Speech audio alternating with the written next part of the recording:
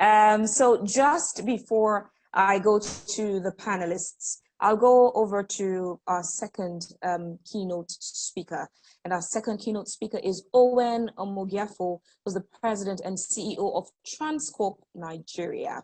And we would hear from Owen. The floor is yours, Owen, and I'm sure the mic has been unmuted.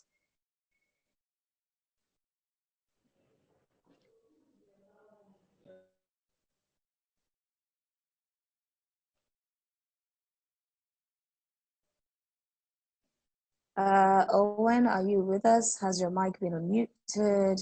Let me check. Okay, yes, Owen, the floor is yours. Thank you very much, Fabian, and thank you, Anita, for very great opening remarks. And thanks everyone for being here. I mean, it's not easy at all. I'm actually wondering why it was set. And I think Ghana is the only African country that's about an hour behind Nigeria. I think every other person is ahead of us, if I'm correct. What time is it now in Sierra Leone? It's 6:36 p.m. right now in Sierra Leone. Okay, so you use the same time as Ghana, but great to have everyone here. It is a Friday evening, and it's very impressive that African youths, we are so keen about what's happening around us. To everyone for being here today, and great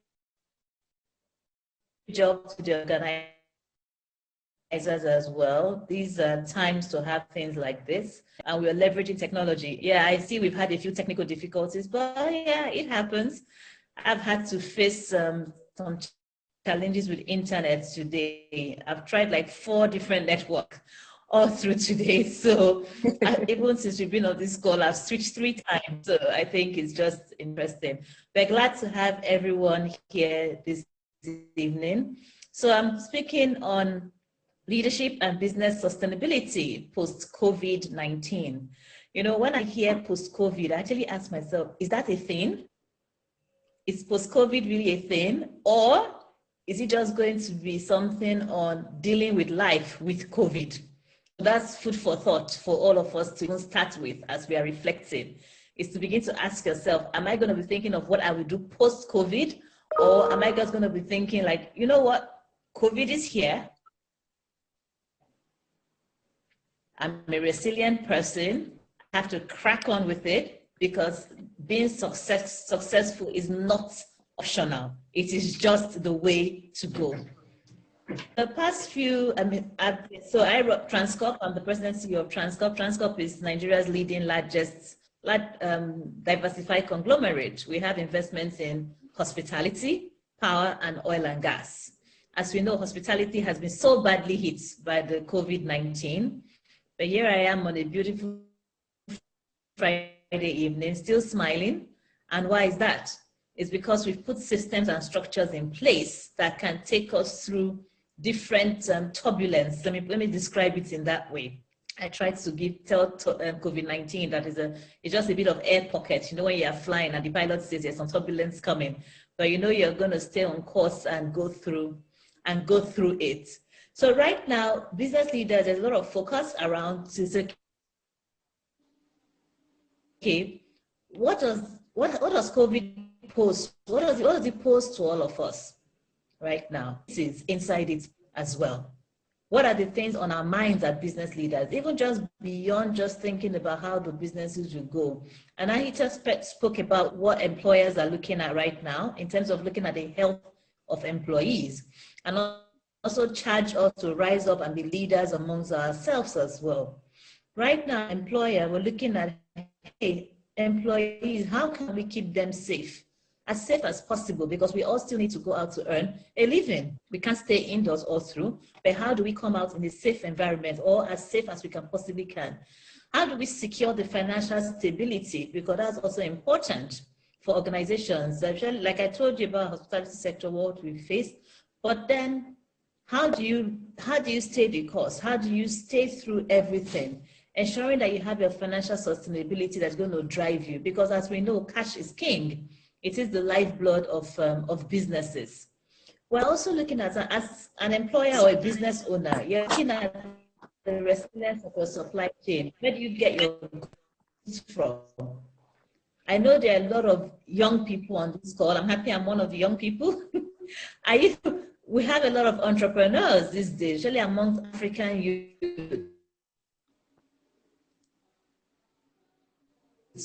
A lot of entrepreneurs, I know, sold, you had your going on right now. What is the resilience of your supply chain? These are things that we are worried and concerned about. And of course, looking at the systems that are in place and how to reinforce and provide support to what we are seeing right now, which is this remote style of working. I'm sure if I take a quick look around, we are probably from at least 15 countries on this call right now. Prior to the COVID-19 pandemic, we didn't used to do stuff like this. We'll still get on a plane, you will travel down, come stay in one of my hotels. Please do come back, we're expecting you. Come stay in one of my hotels and have the meetings. But COVID has turned that around completely. We're now looking at technology. We're now looking at what systems do we have in place. Businesses, employees are working from home. Are they really working? How am I sure they are working? All of a sudden, your performance management system has become more and more and more critical. You're looking at technology not just as what you use to work, but as a looking at it. So I'm going to focus today to say, what are the shifts we have seen? So it's not like Owen is just coming to put it out there. I'm going to be throwing out thought-provoking statements that we would each leave here with, or as the panelists come on, we can discuss it in greater detail. What is the change of thinking that we are having right now? And we can look inwards, our behaviors, what's different we consume, what's our investment pattern? Is there anything that has changed? As we're saying things, even from looking at what's happened over the past 6 months, we've seen a different side to governance as well. Governance and government has become closer to us. You know, before it was one thing to say, oh, this person over here, that person over here. But with COVID-19, we're beginning to realize and recognize the impact of good governance and the role of closer to us. So I am in Lagos State. Our governor has been fabulous in dealing with COVID-19. In Nigeria, we have the secretary to the federal government leading the charge on COVID-19. So it's showing that whole focus on what is happening, how are jobs being secured, what kind of support is being put in place. In Nigeria, there's been an approval for a 2.3 trillion naira fund to support SMEs through this COVID-19 process. Now, these are the kind of things that we're keen to hear about and to know about. It's not just government in terms of I can vote or whatever. It's now that concept of a government that is caring and taking on that as well to the employer. So the way COVID has been, just the pandemic response is in 3 phases. The first one was, okay, the pandemic is here, and I'm sure we all went through this in our personal lives. If you think about it, there's kind of cycle that we've gone through. The first place when the pandemic came, everybody went, I have to respond right now. And response was really a targeted at fixing, it's a temporary fix to stop the bleeding that was going on, whether as a business or as an individual. So for those that their countries went on lockdown, we all remember our first 1 month. Russia, I know it was all over the news, the way they were rushing to get toilet paper in the US. And we saw, so at first we said, let's a temporary fix to stop the bleeding. What do we need to do right now? We're losing money, we're losing business, nothing is going on. We don't know what it brings. Let's just see how we manage today in the hope that it will take us to tomorrow. After that, we all settled in a way. And now that's where we are to some extent, which is the recovery phase.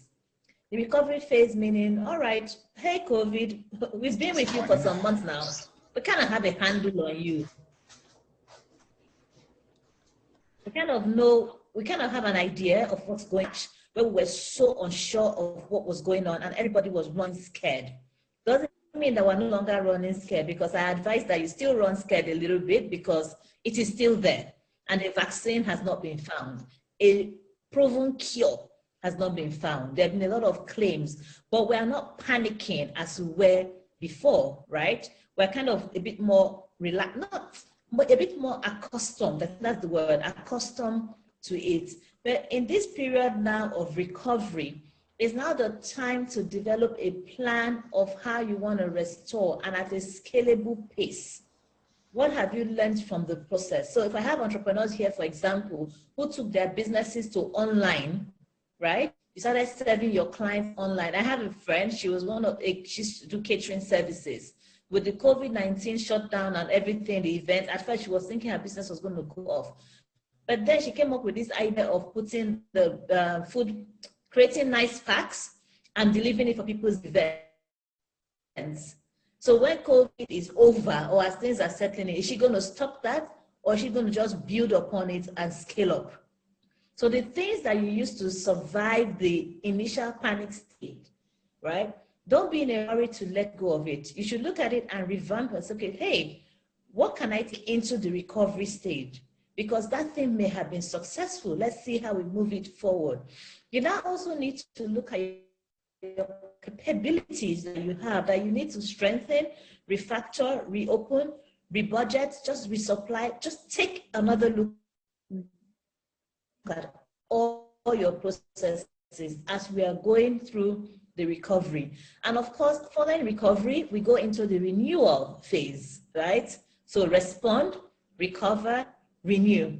Renew is just learn to because I tell people, look at yourself as an individual, look at yourself as a business that is profit and loss making as well. And that would help you. What is your resource? Time is your resource. That time is your own resource. So be aware of it and never ever squander it. Look at the lessons that have been learned. Look at the emergent patterns. And guess what? Learning lessons doesn't only have to be your lessons. You can also learn the lessons from others. Now is the time to read. Because people are at home, I don't know if you all have noticed, but because people are working from home or there's reduced movement, I'm finding a lot of more interesting things available online to read. People are writing more. I'm seeing that the World Economic Forum platform, a lot more articles are coming in there. LinkedIn platform, a lot more articles are coming in there, and so many of them. So get onto platforms. And if you're not here today, one of the platforms that you might want to consider is the TEF Connect. I think that's www.tefconnect.org. Is a great platform for young people, entrepreneurs. You also get a lot of information in there. So go there, get more information, understand. Now, as you're going into the renewal phase, I'm sure everybody's asking, then what does it take to lead in the renewal phase? Because it's going to be a different set of competencies as well that is required. And Ahita has talked a lot about attitude, so I will not dwell on that. I'll just go into two key things. One, you need to know that you have to build resilience. Build resilience because the future is still uncertain. Try as much as possible to use data, planning, get people around you, be it your friends, be it your senior colleagues. If you have people that you normally brainstorm with, gather them together and begin to think about various scenarios that could affect your business and how you're going to respond in there. Try and have a viable strategy. Please, by all means, document, write down, so that you're able to go back and check if what you're doing is the right thing, or if there's any issue, you know how to tweak it accordingly and develop new techniques to deal with the new normal as it emerges. You have to continuously plan, and also be nimble. Be ready to switch, modify yourself to adapt to the changes that will occur. Please note what I said. I didn't say that may occur. No, I said that will occur, because as you as a leader is changing, so are others changing. So what I can use to predict someone yesterday, that person has changed just as I have changed. So I need to also be ready to adapt in a very nimble and quick manner to such change. Second, reset for a sustainable future. reset for a sustainable future. Think of how your business model is going to run. I know, like I said before